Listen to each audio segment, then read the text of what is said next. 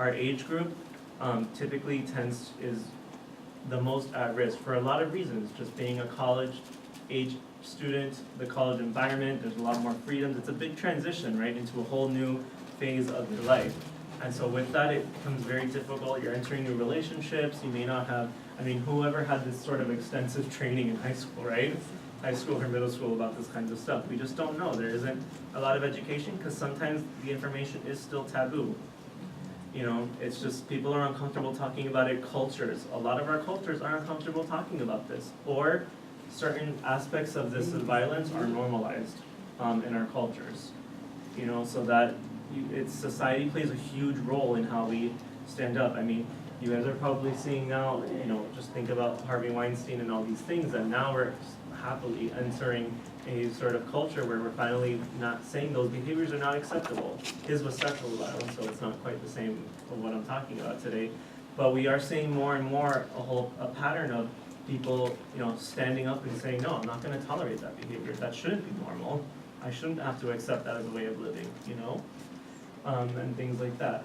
Dating violence, so again, dating and violence among college students can be anywhere between 10 to 50% of students who deal with it. It's not always physical, remember that. So it's not people walk around with bruises and scars and things like that. Sometimes they're emotional scars that people carry and that are currently dealing with, and sometimes don't even know that they're experiencing that. So sometimes our counselors will encounter students who come to us and they, you know, that they're not quite sure, but then the more that they talk about it, the more they realize, oh wow, that really is a toxic behavior that my partner is putting on me or using on me that I'm not okay with, that makes me uncomfortable. And then they suddenly realize how that affects the other aspects of their lives, you know? So that's why being able to identify the red flags are so important. So the first type of abuse, there's 3 types that I'm gonna go over really quickly, would be emotional abuse. So it can be, it's a whole range of things, ignoring your partner's feelings. So criticizing them is the same thing as ignoring them. It's the same type of abuse. You're not taking their feelings into consideration. Constantly criticizing them in public, or you know, humiliating them, making them feel like crap, basically, right? That's kind of obvious. Isolating them from family, friends, or groups. So that can be subtle or pretty much outright. So subtle being sort of like, it starts off as like, oh, you know, I don't really think that your friend likes me, so like maybe we shouldn't hang out with them. And then, you know, you're young, you're in love, you don't realize, you know, it's very easy, it's manipulation, right? And you don't realize until your friends are like, okay, well that person left us for their partner, like screw them, right? And so it's isolation, or flat out they tell you like, no, you can't hang out with that person. And some people do that, and some people are okay with that. It's just a manipulation tactic, right? I mean, you're entering this new relationship, and you know, especially if it's maybe one of your first like relationships and you're head over heels, and it's just so easy. So it is very understandable. You know, on the outside looking in, of course, it's like, what the hell are you doing? But, you know, you have to understand, maybe some of us have been there before and been like, yeah, it's very easy to get swept up in this, and sometimes abusers are aware of that and they use that to continue the manipulation. Criticizing them, I said, humiliating them, ridiculing things about them that are important to you. So, I mean, this is MPAS, so talking about like, you know, your identity as an LGBT person, or your culture, or your racial background, anything like that, it's something that you're proud of, and then your partner is criticizing you about it, or demeaning it, or minimizing it, right? So that can have or your religious faith, right? Like, and maybe your partner isn't from the same faith, so they're like, you know, oh, you're childish, or whatever. You know, they're abuse tactics. Throwing away items or destroying, you know, your property. So again, controlling your life, controlling every aspect of your life. Also, extreme jealousy. So constantly checking your phone, your social media, telling you like you need to check in on me when you go to sleep, text me when you get home, when you go to school, when you work, all those things, right? They're controlling, emotionally manipulative behaviors. So physical abuse. Obviously, anything that leaves a mark, right? Hitting, kicking, punching, those sorts of things. Play wrestling that goes too far. So again, with that healthy communication, you should know with your partner what your boundaries are, right? You should be able to communicate what those, you know, what your limit is in all aspects of your relationship. So if that person is always pushing that limit, that's usually a really red flag. Also, throwing objects against the wall. So if I'm having an argument with my partner and I grab a glass and I throw it at the wall behind them, that's still physical abuse even though I haven't hit them, right? because it's the message there with power and control is saying, I have this ability to hurt you, and if you don't do as I say, I'm gonna throw it at your head next time. Or if I'm driving recklessly too, if I'm driving and I'm having a shouting match with my partner and I start to swerve to scare them, I'm reminding my partner that I have the power to hurt them right now, and I can use that power. So it's all ultimately goes back to those keywords, power and control. Sometimes it's not intentional, you know, some people are not all people are like the evil villain, like I'm gonna abuse this person because it's fun. Sometimes it's subtle, sometimes unfortunately they don't realize that they're doing it. Not to say that it excuses the behavior in the slightest, but you know, it goes in various levels. Then we have sexual abuse, so it's calling someone's sexual name. Anything that falls under the sexual assault umbrella. For those of you who don't know, sexual assault is an umbrella term. It's not all sexual assault is rape. All rape is sexual assault. So that's an important distinction. Sexual assault can be any act of a sexual nature that you do on someone without their consent. So catcalling, grabbing them, groping them, putting your hands on them in any sort of sexual way or sexual organ, all those kinds of things fall under sexual assault. So touching your partner in ways that make them uncomfortable, forcing someone to dress more or less provocatively than they normally would. So going back to the communication, there is a difference between saying, you know, hey, you know, I think the red scarf looks better on you than the yellow scarf, versus me saying, that red scarf makes you look like a slut, you need to change it. Very different tone, right, that you're seeing there. That the second one was a very clear controlling thing, forcing you to dress in something that you wouldn't want to, right? So that's important to what your approach is. So it's not saying that if you're suggesting to your partner that, you know, maybe they try on something else or whatever, or wear a different thing, that's not the same thing as saying, no, you need to change. I'm not leaving the house until you change. Because that's a controlling behavior, you know? Minimizing their feelings about sex, forcing someone to have sex against their will, so again, that is just flat out rape. Accusing them of having sex with others, so that extreme jealousy, right, plays a factor.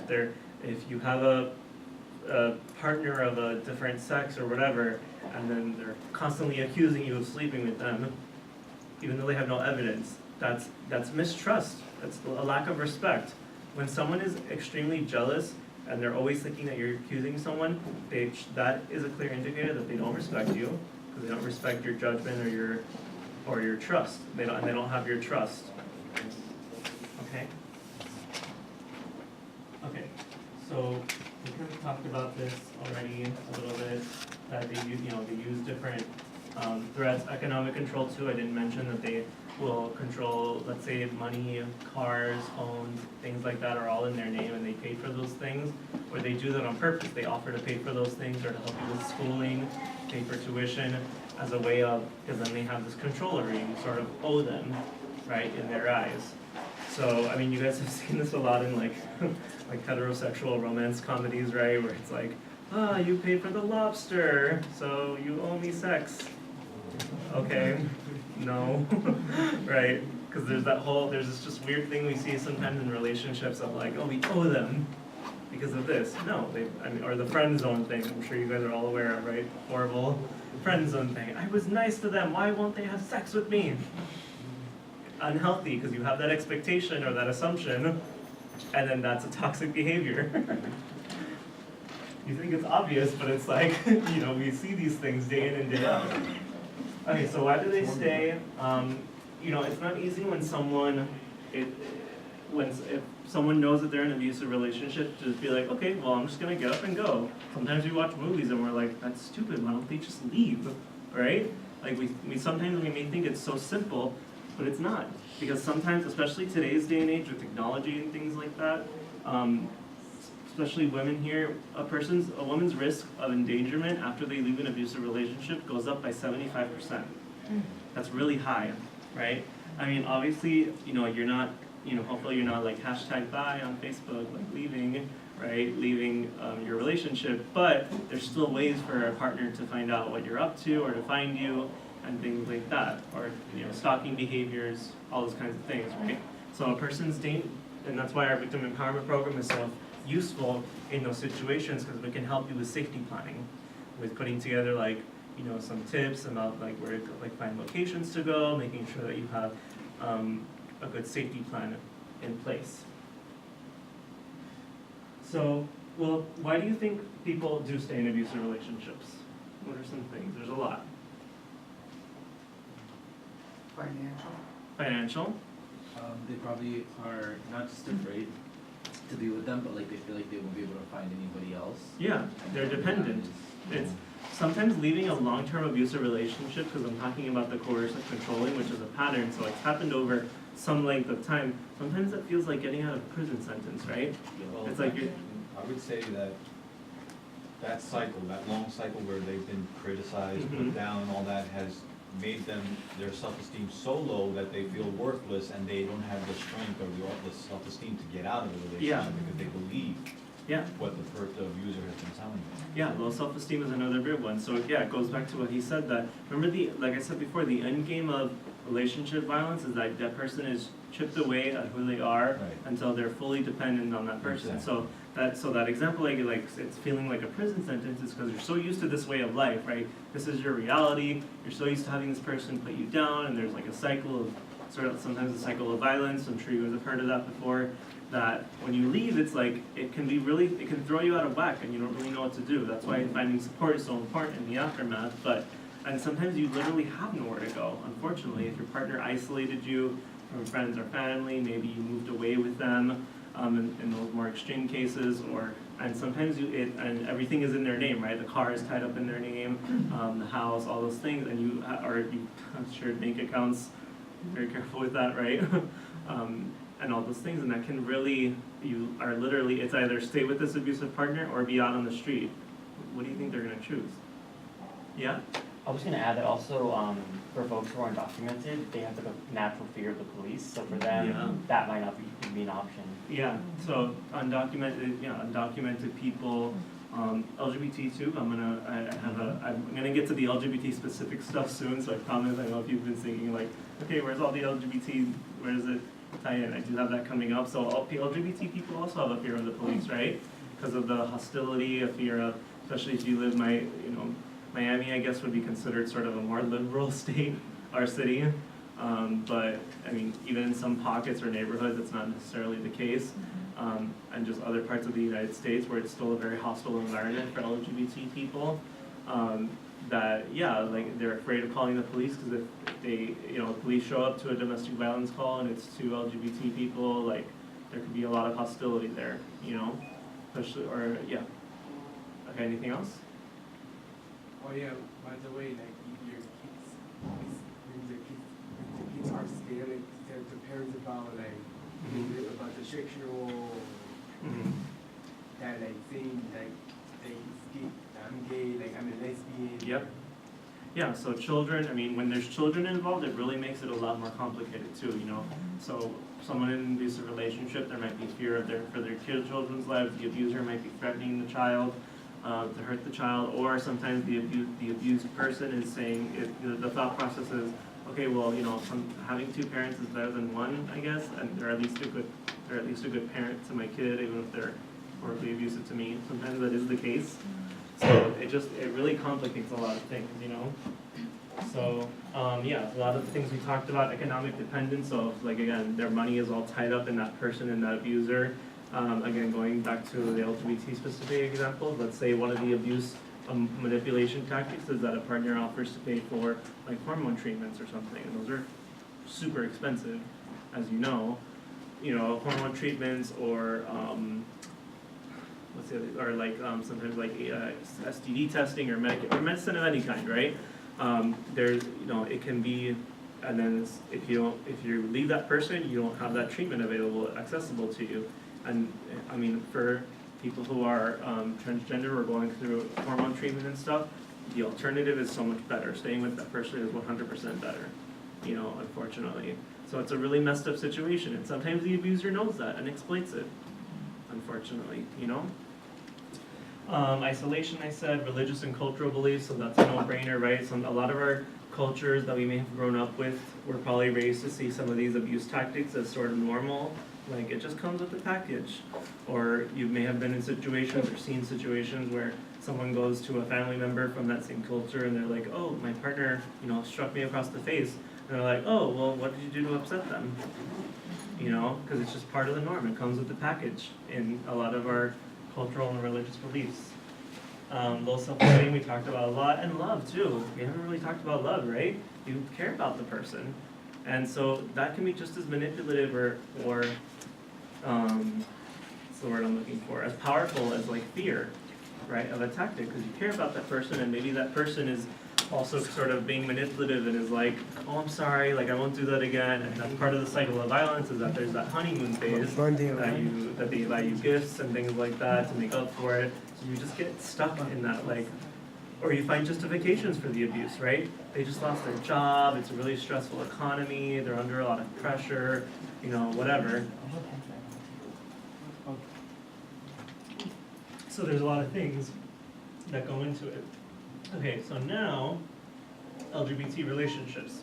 So they obviously do employ the same tactics. So as we did the first part of this, you probably noticed a lot of, maybe in your own experiences or things that you've seen that are not specific to any gender, sexual orientation, race, or anything like that, because those things can happen to anyone. Now, our statistics for violence among same-sex male couples is 16 to 36% of domestic violence, and then 11% for same-sex female couples. We have very little data recorded because, again, it's hard to collect data for groups that are, you know, they're still, it's very scary to come out and talk about these things because of all the taboos associated with it, right? So it's very difficult for record-keeping purposes as well to gather data. So this might not even be accurate, to be honest. You know, with a lot of statistics about minority groups and things like that, not everyone is speaking out because it's scary to do. Or they don't realize that what they're experiencing is abuse. That's a big one too. One of the big things that are specific to LGBT relationships is the threat of outing, right?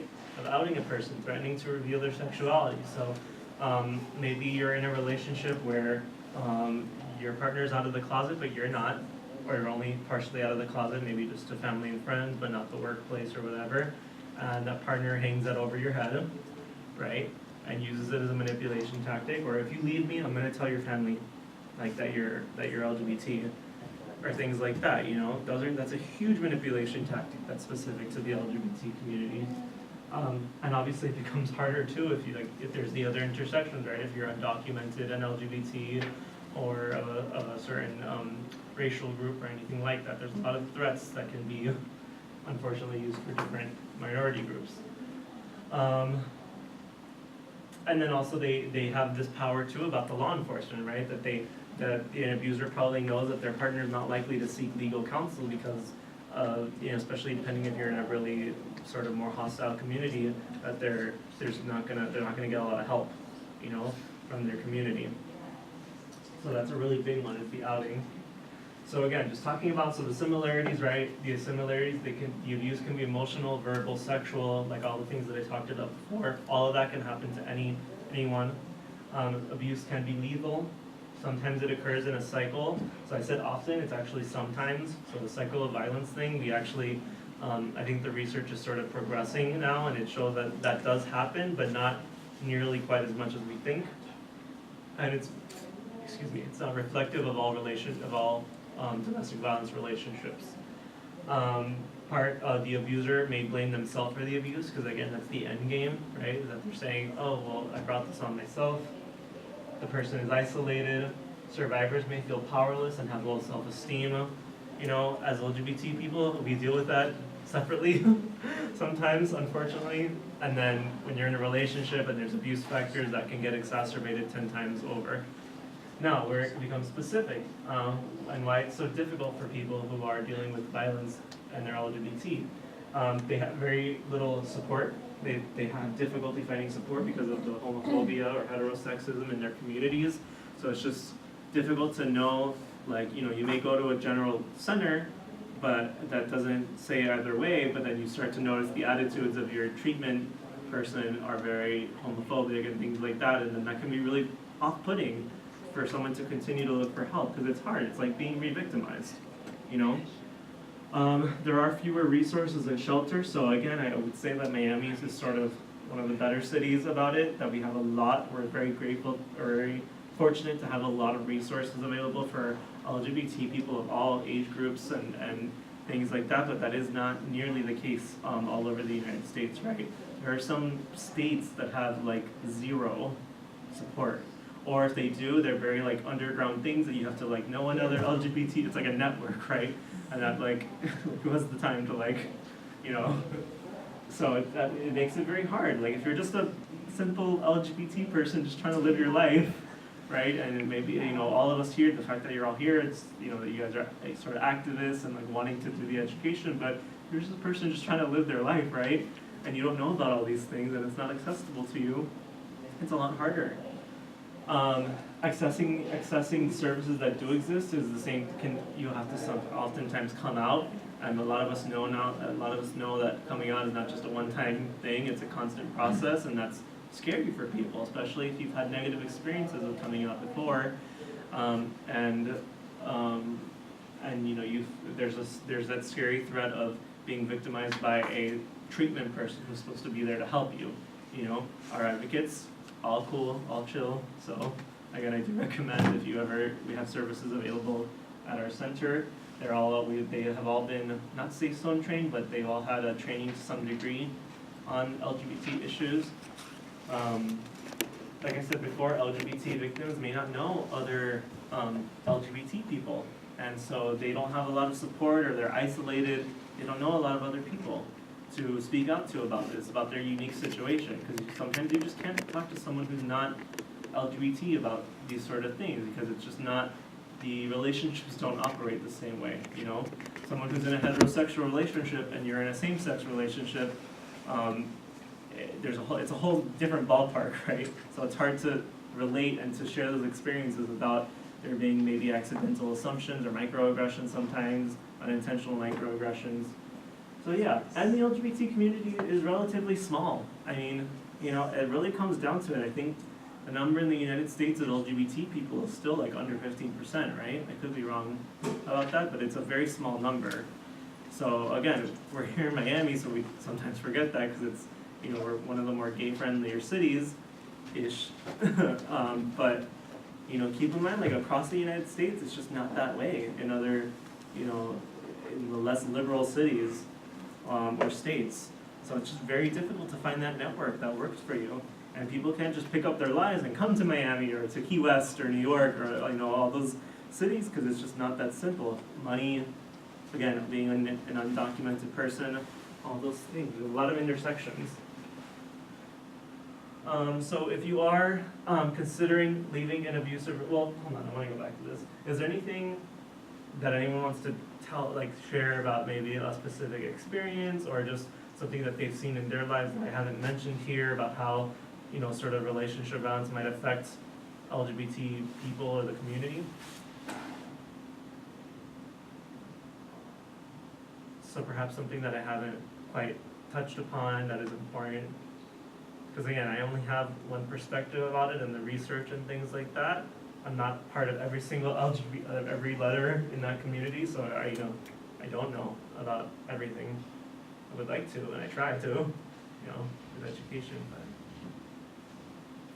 But okay, if it comes up, feel free to tell me, because I'm gonna finish somewhat early, so there'll be time to sort of just talk or talk amongst yourselves and about what we talked about today. So if you are considering leaving an abusive relationship, I can tell this isn't all PowerPoint because we're not called the Victim Advocacy Center anymore. We're called the Victim Empowerment Program, so check us out. If you are thinking about leaving something or you just want to talk about something that concerns you, like maybe there's a behavior that you're not sure of that you want to address and sort of work through with a counselor, they can do that for you. If you do want to leave an abusive relationship, again, our VEP can help you make a safety plan. We also have some safety planning resources on our website. So you can also just go to our website if you don't have time to make an appointment, which I totally get. We're all really busy. You can always check out our website, and it has a lot of good resources. You might want to consider getting a restraining order, which is just, it's the slang term for an injunction for protection, which is what a restraining order is. I've heard some suggestions from counselors that say you should have the restraining order ready to go by the time you leave the relationship. So not leave and then get the restraining order, because there's that window of opportunity there. to just try to have it ready and set to go. But it's based on your situation. I mean, if your life or someone you care about's life is in immediate danger, yeah, you should obviously try to leave as soon as possible and get yourself out of that situation. And again, they can help you with every single step of the process, the counselors. They can help you, because it's scary to go through that process on your own, right? It's expensive too, and they can help you understand what that process looks like, what sorts of things or obstacles you might encounter, so that way you're as fully prepared as possible and ready for that. Yeah, so are there any questions or comments? This is our social media, so again, we're always posting whenever we do a lot of our cool giveaways and events to raise awareness about things. Some things we have coming up would be, well, we have our suicide prevention walk, which is next semester. We collaborate with the American Suicide Prevention Foundation, some version of that. So we do their suicide prevention walk. Next week is Halloween, so we have a couple cool events planned for that too. And yeah, so that's it. I mean, is there anything that someone wants to share or ask questions about, or I don't know? Okay, then you guys can talk amongst yourselves then, since I'm wrapping up a little bit earlier.